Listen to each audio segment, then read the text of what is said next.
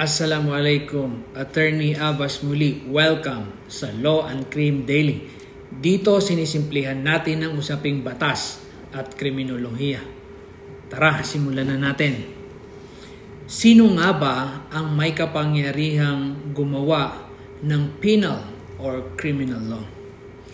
Tanging ang legislative branch o ang Kongreso ang may kapangyarihang gumawa ng mga penal o criminal laws. Sila ang gumagawa ng mga batas, hindi ang korte o ang presidente. Pero syempre, may mga limitasyon sa kapangyarihan na yan ayon sa saligang batas.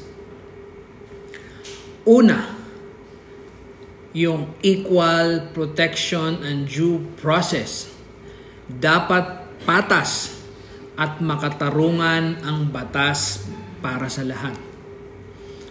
Pangalawa, walang cruel and unusual punishment o excessive fines.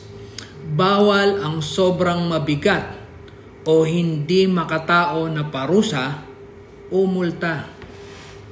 Pangatlo, Bill of Attainder. Bawal gumawa ng batas na diretsong nagpaparusa sa isang tao o grupo ng walang trial. Pang-apat, bawal ang ex post facto law.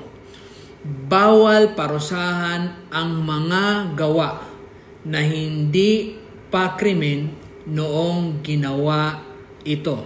Ibig sabihin, dapat ang batas ay prospective in application. Ayan guys, may natutunan na naman ba kayo ngayong araw? I-like, follow, at i-comment ang inyong tanong. Bye!